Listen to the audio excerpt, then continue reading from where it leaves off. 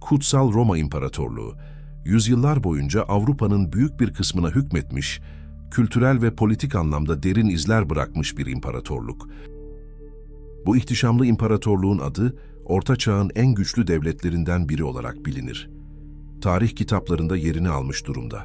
Ancak bu imparatorluğun ardında bıraktığı sadece zaferler ve yenilgiler değil, imparatorluğun ihtişamlı geçmişi kadar ardında bıraktığı gizemler de dikkat çekiyor. Bu gizemler arasında en çok merak uyandıranlardan biri de işte bu kayıp hazine. Kutsal Roma İmparatorluğu'nun kayıp hazinesi, bu hazine yüzyıllardır efsanelere konu olmuş ve birçok maceraperestin hayallerini süslemiştir. Bu hazine gerçekten var mıydı, yoksa sadece bir efsaneden mi ibaret? Tarihçiler ve araştırmacılar bu sorunun cevabını bulmak için yıllardır çalışıyor. Her biri bu kayıp hazinenin izini sürmek için farklı yöntemler ve teoriler geliştirmiştir. Bu videoda sizlerle birlikte Kutsal Roma İmparatorluğu'nun kayıp hazinesinin gizemli dünyasına bir yolculuk yapacağız. Bu yolculukta tarihin derinliklerine inerek bu hazineye dair ipuçlarını ve teorileri inceleyeceğiz. Tarihsel kaynakları, yapılan araştırmaları ve ortaya atılan teorileri inceleyerek bu hazinenin gerçekliğini sorgulayacağız. Belki de bu hazine sadece bir efsane değil, gerçek bir tarihsel mirastır. Hazır olun, çünkü geçmişin tozlu sayfaları arasında heyecan verici bir keşfe çıkıyoruz. Bu keşif sadece bir hazine arayışı değil, aynı zamanda tarihin derinliklerine yapılan bir yolculuk olacak.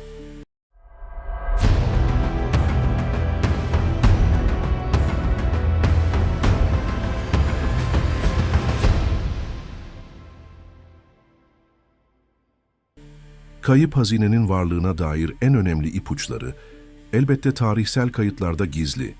Bu kayıtlarda imparatorluğun altın çağını yaşadığı dönemlere ait belgeler bulunur. Bu belgeler sadece zenginlikleri değil, aynı zamanda dönemin sosyal ve ekonomik yapısını da gözler önüne serer. İmparatorluğun altın çağını yaşadığı dönemlere ait kayıtlarda muazzam zenginliklerden ve hazinelerden bahsediliyor. Bu dönemde imparatorluk sınırları içinde büyük bir refah ve bolluk yaşanıyordu. Hazine sandıkları altın ve mücevherlerle doluydu. Özellikle imparatorların ve soyluların ihtişamlı yaşamları bu zenginliğin en büyük göstergesi. İmparatorluk saraylarında düzenlenen görkemli şölenler ve lüks yaşam tarzları bu dönemin zenginliğini yansıtır. Ancak bu hazinenin tam olarak nerede saklandığına dair net bir bilgi bulunmuyor. Tarihsel belgelerde yer alan haritalar ve ipuçları hazineyi bulmak için yeterli değil. Bu belirsizlik hazine avcılarının ilgisini çekmeye devam ediyor. Bununla birlikte kayıp hazineyle ilgili çeşitli söylentilerde kulaktan kulağa dolaşa gelmiş, Orta Çağ tavernalarında fısıldanan hikayeler, hazine avcılarının hayal gücünü beslemiştir. Bu söylentiler hazineyi bulma umudunu canlı tutar. Kimi söylentilere göre, hazine imparatorluğun yıkılışı sırasında güvenli bir yere saklanmış. Bu hikayeler, hazineyi korumak için yapılan gizli operasyonları anlatır. Askerler, hazineyi düşmanlardan korumak için büyük bir çaba sarf etmiştir. Kimileri ise hazinenin gizli bir topluluk tarafından korunduğuna inanıyor. Bu topluluk hazineyi nesiller boyu saklamış ve korumuştur. Gizli toplulukların varlığı, hazine avcılarının ilgisini çeken bir diğer unsurdur. Tüm bu söylentiler, kayıp hazinenin gizemini daha da derinleştiriyor. Hazine avcıları bu gizemi çözmek için tarihsel belgeleri ve söylentileri dikkatle inceliyor, ancak hazine hala bulunamamış durumda ve gizemini koruyor. Kayıp hazinenin peşine düşenler sadece maceraperestler değil, elbette yüzyıllar boyunca tarihçiler ve arkeologlar da bu gizemi çözmek için büyük çaba sarf ettiler. Yapılan araştırmalar sonucunda Kutsal Roma İmparatorluğu dönemine ait pek çok kalıntı gün yüzüne çıkarıldı. Ancak bu kalıntılar arasında kayıp hazineye dair doğrudan bir kanıt bulunamadı. Yakın tarihte ise gelişen teknoloji sayesinde kayıp hazine arayışında yeni bir dönem başladı. Özellikle yeraltı radarları ve hassas metal dedektörleri hazine avcılarının umutlarını yeşertiyor. Ancak şimdilik bu teknolojiler bile kayıp hazinenin yerini tespit edebilmiş değil. Peki Kutsal Roma İmparatorluğu'nun kayıp hazinesi nerede olabilir? Bu sorunun cevabı, tarihçiler ve hazine avcıları arasında hararetli tartışmalara yol açıyor. Kimileri hazinenin imparatorluğun eski başkenti olan Viyana'da saklandığına inanıyor. Kimileri ise hazinenin Almanya'nın dağlık bölgelerindeki gizli bir mağarada veya kalede olabileceğini düşünüyor. Elbette kayıp hazinenin bulunması için en önemli ipucu tarihsel kaynaklarda gizli olabilir. İmparatorluk ailesine ait günlükler, haritalar ve diğer belgeler hazinenin yerini tespit etmede kilit rol oynayabilir, ancak bu belgelerin çoğu kayıp veya henüz keşfedilmemiş durumda. Saklayan kimdi? Kayıp hazineyi kimin saklamış olabileceği de bir başka gizem konusu. Bazı teorilere göre hazineyi son imparator olan Fransalı Napolyon Bonaparte'ın saldırılarından korumak için sakladı. Diğer teoriler ise hazinenin tapınak şövalyeleri gibi gizli örgütler tarafından korunduğunu öne sürüyor. Elbette hazineyi saklayanların kimliğini ortaya çıkarmak için daha fazla araştırma yapmak gerekiyor. Ancak şurası bir gerçek ki kayıp hazinenin etrafındaki gizem bu konuya olan ilgiyi daha da arttırıyor.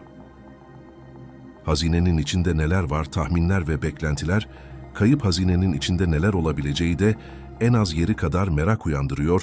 Tarihsel kayıplara göre hazinede altın ve gümüş sikkeler, değerli mücevherler, sanat eserleri ve tarihi belgeler bulunuyor.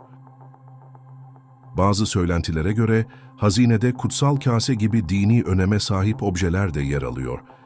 Eğer kayıp hazine gün yüzüne çıkarsa, tarih ve arkeoloji dünyasında büyük bir yankı uyandıracağı, kesin hazinenin içindeki objeler, Kutsal Roma İmparatorluğu'nun ihtişamlı geçmişine ışık tutacak ve tarih kitaplarını yeniden yazmamızı sağlayacak. Kutsal Roma İmparatorluğu'nun kayıp hazinesi, günümüzde hala gizemini koruyor. Yapılan tüm araştırmalara rağmen hazinenin yeri ve içeriği hala bilinmiyor. Ancak bu durum hazine avcılarının ve tarihçilerin umutlarını kırmıyor. Gelişen teknoloji ve yeni keşif yöntemleri kayıp hazinenin bulunması için yeni kapılar aralıyor. Belki de çok yakında yüzyıllardır süren bu gizem çözülecek ve Kutsal Roma İmparatorluğu'nun kayıp hazinesi tarih sahnesindeki yerini alacak. Günümüzde hazine avcıları ve arkeologlar Kutsal Roma İmparatorluğu'nun kayıp hazinesini bulmak için son teknolojiyi kullanıyorlar. Gelişmiş yeraltı radarları, manyetik rezonans görüntüleme ve hatta yapay zeka destekli analizler hazinenin yerini tespit etmek için kullanılan yöntemler arasında yer alıyor. Bu teknolojiler geçmişte ulaşılamayan bilgilere ulaşmamızı ve kayıp hazinenin izini sürmemizi sağlıyor. Özellikle yapay zeka tarihsel kayıtları analiz ederek hazinenin olası saklanma yerleri hakkında daha kesin tahminlerde bulunabiliyor. Sonuç olarak, efsanenin büyüsü ve gerçeğin gizemi yüzyıllardır insanları büyülemeye devam ediyor. Kutsal Roma İmparatorluğu'nun kayıp hazinesi, tarih boyunca pek çok efsaneye ve araştırmaya konu olmuştur. Kutsal Roma İmparatorluğu'nun kayıp hazinesi, yüzyıllardır insanlığın hayal gücünü cezbeden bir gizem. Bu hazine sadece bir servet değil, aynı zamanda tarihin derinliklerine inen bir yolculuğun kapılarını aralıyor. Bu gizem hem efsanelere konu olmuş, hem de bilimsel araştırmalara ilham kaynağı olmuştur. Efsaneler kayıp hazinenin büyüsünü ve çekiciliğini artırırken, bilim insanları ve arkeologlar bu efsanelerin ardındaki gerçeği ortaya çıkarmaya çalışıyor. Gerçek şu ki, kayıp hazinenin varlığına dair kesin bir kanıt henüz bulunamadı. Ancak bu araştırmacıların ve maceracıların hevesini kırmamıştır. Her yeni keşif, bu büyük gizemi çözmeye bir adım daha yaklaştırıyor. Hazine avcıları, tarihçiler ve maceracılar her ipucunu dikkatle inceliyor ve her yeni bilgi kırıntısını değerlendiriyor. Kutsal Roma İmparatorluğu'nun kayıp hazinesi hem geçmişin gizemlerine olan merakımızı hem de keşfetme arzumuzu canlı tutmaya devam ediyor. Kim bilir, belki de bir gün bu gizem çözülecek ve kayıp hazine tarih sahnesindeki haklı yerini alacak. O zamana kadar bu büyüleyici efsane hem hayal gücümüzü hem de keşfetme arzumuzu beslemeye devam edecek.